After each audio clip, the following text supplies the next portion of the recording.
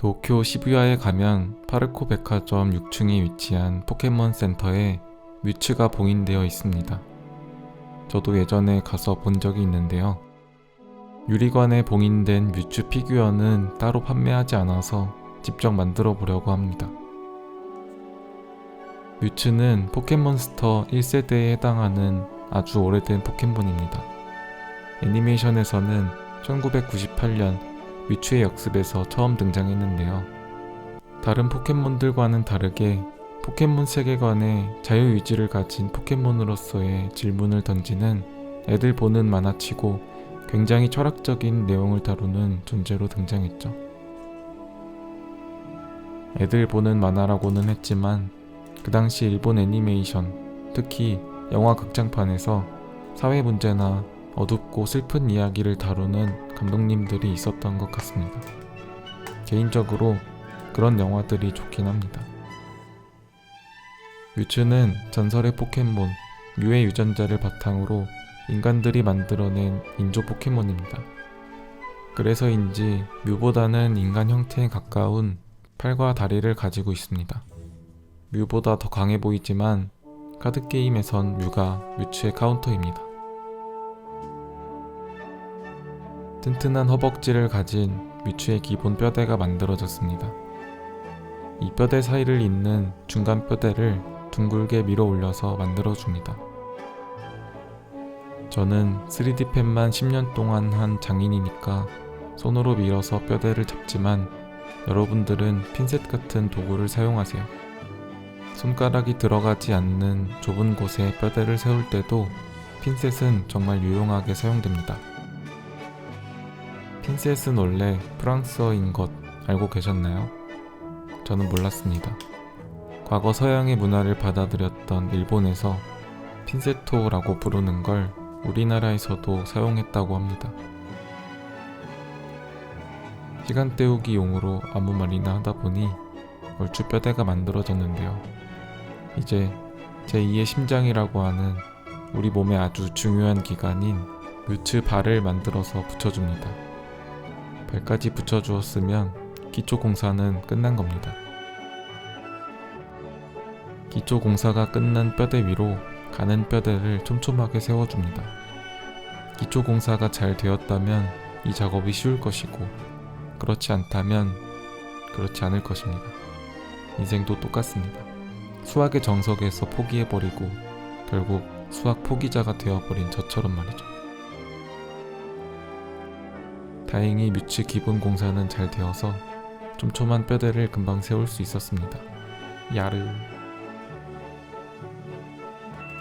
뮤츠 꼬리도 달아볼까요? 우산 손잡이 같이 생긴 긴 꼬리를 만들어서 뮤츠 엉덩이에 달아줍니다.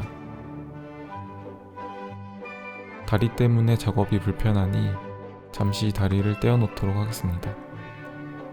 이 상태에서 엉덩이부터 꼬리 끝까지 입체적으로 만들어주는 기초 뼈대 작업부터 촘촘한 뼈대 작업까지 똑같이 해주시면 됩니다.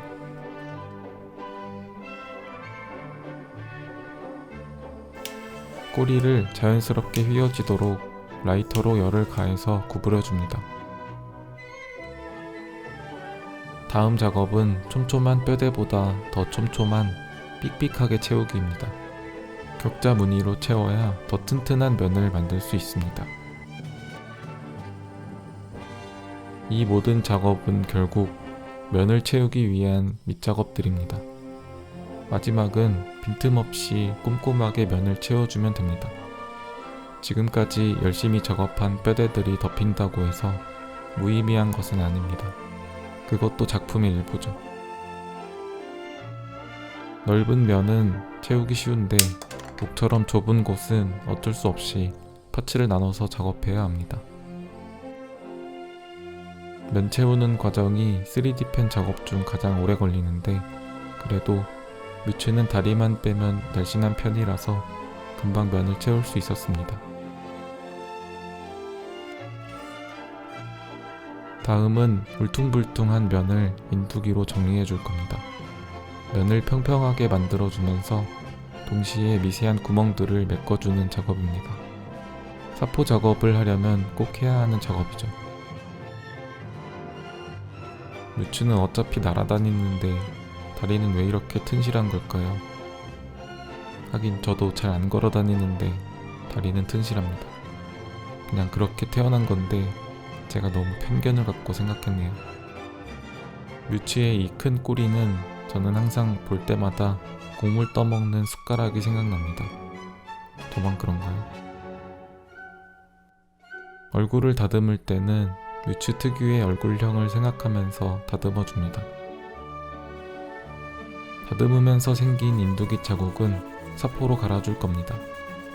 자국을 없애면서 전체적으로 스크래치를 내서 이후 도색 작업을 할 때 도료가 잘 안착되도록 하는 효과도 있습니다. 사포 작업은 집진기가 있는 곳에서만 해야 합니다. 표면을 깎는 거지 수명을 깎을 필요는 없으니까요. 마스크를 쓰면 된다고요? 먼지는 막을 수 있어도 등짝 스매싱을 막을 수는 없을 겁니다. 이제 나눠진 파츠들을 조립할 수 있게 조립용 부품을 연결 부분에 달아줄 겁니다. 견고하게 조립하기 위해서는 내부에 직접 부품을 달아야 해서 표면에 열을 살짝 가한 뒤 커터칼로 정교하게 잘라 부품을 붙여주고 다시 덮어줍니다. 자른 부위는 감쪽같이 수리되기 때문에 크게 걱정 안 해도 됩니다. 골반 안쪽에도 부품을 달고 다리와 연결해주면 깔끔하게 조립 피규어를 만들 수 있습니다. 뮤츠 팔이 없군요. 까먹은 건 아니고 어차피 따로 만들어야 하니까 만들지 않았던 것입니다. 처음부터 같이 만들려고 하면 걸리적거리거든요. 개굴 닌자 팔 아니고 뮤츠 팔 맞습니다. 초록색이라 더 개구리 같네요. 빠르게 만들어서 조립 파츠를 달고 끼워줍니다. 세 장 안에 갇힌 새 포즈로 뮤츠 피규어가 완성되었으면 하지만 형태만 잡혔을 뿐 디테일한 묘사는 이제부터 시작입니다. 모든 파츠들을 떼어내고 이번엔 작은 요소들에 집중합니다. 경계선이나 뮤츠의 특징을 살려주는 부분에 세밀한 묘사를 해주면 됩니다. 묘사 중에서 눈이 가장 까다로운데 다행스럽게 이번 피규어는 눈을 감고 있네요. 감은 눈을 스케치해서 인두기로 홈을 파줍니다. 밀려나온 필라멘트는 칼날 끝으로 정리해줍니다. 뮤츠는 묘와 다르게 인간의 실험으로 만들어진 포켓몬인 만큼 목 뒤에 이런 실험의 흔적 같은 기관도 달려 있습니다. 시부야 파르코의 원본 피규어에는 없지만 저는 좀 더 느낌을 살려주기 위해 실험에 쓰인 흔적을 더 만들어 주었습니다. 이 연결 파츠는 피규어가 공중에 떠있는 듯한 느낌을 주는 거치대 역할도 하는 장치입니다. 안정적으로 거치할 수 있게 총 3군데 뚫어 주었습니다.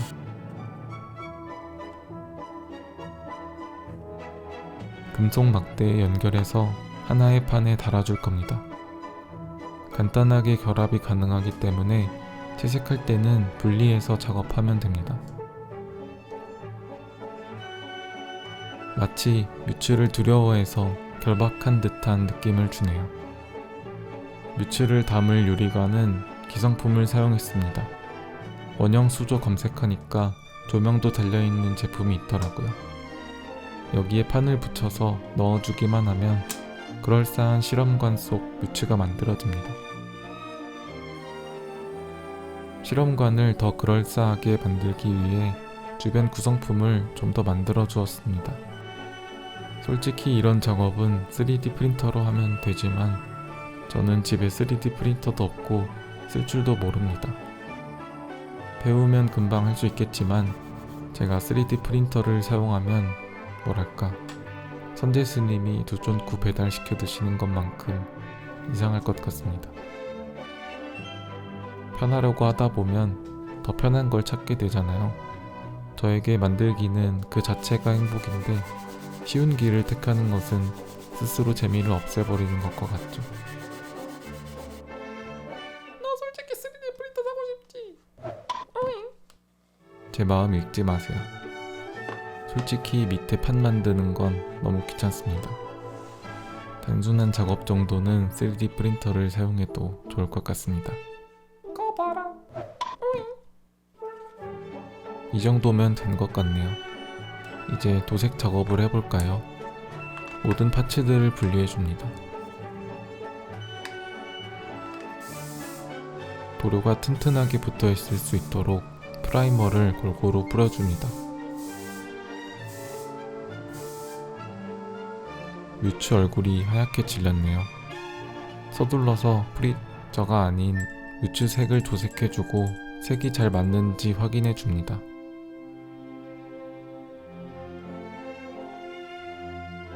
아크릴 물감입니다. 마르는데 오래 걸리고 여러 번 덧칠해야 하는 불편함이 있지만 붓도색이 주는 감성이 있죠. 칠하는 내내 후회하긴 했습니다. 촥 뿌리면 끝나는 걸 하루 종일 칠하고 있으니 말이죠. 다음 작품에서 붓 도색하면 제가 사람이 아닙니다. 그래도 한번 시작한 일은 끝을 보는 편입니다.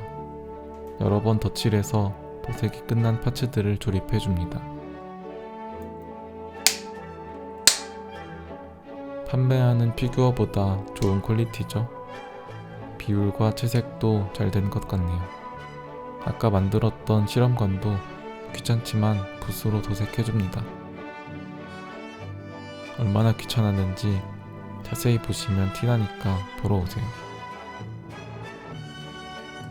LED 색이 마음에 안 드는군요.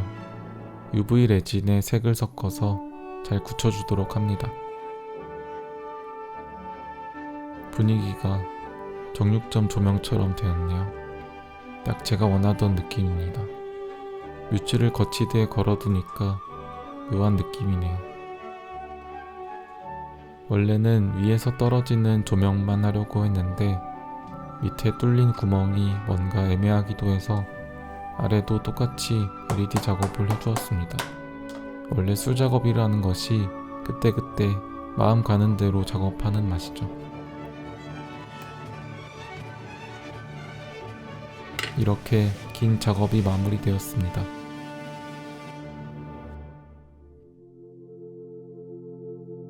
나만의 작은 뮤츠가 완성되었습니다. 인간에 의해 만들어진 포켓몬, 자신의 존재 이유에 대해 끊임없이 고민하는 가장 깊은 서사를 가진 포켓몬이 아닐까 싶습니다. 왜 사냐? 라는 질문을 많이 받아본 저 또한 존재 이유에 대해 고민해 본 적 있습니다. 아직 답을 찾지는 못했습니다.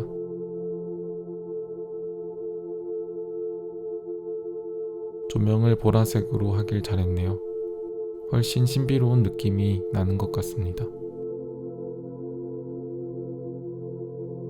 시부야에 있는 작품과 비교하기 위해서 캐리어에 넣고 일본어로 날아가고 싶었지만 바빠서 다음에 가기로 하고 사나고 카페에 두기로 했습니다. 시부야에 있는 피규어가 2.5m에서 3m 정도 되니까 10분의 1 사이즈 정도 되겠네요. 그럼 저는 더 재밌는 영상으로 찾아뵙도록 하겠습니다. 감사합니다.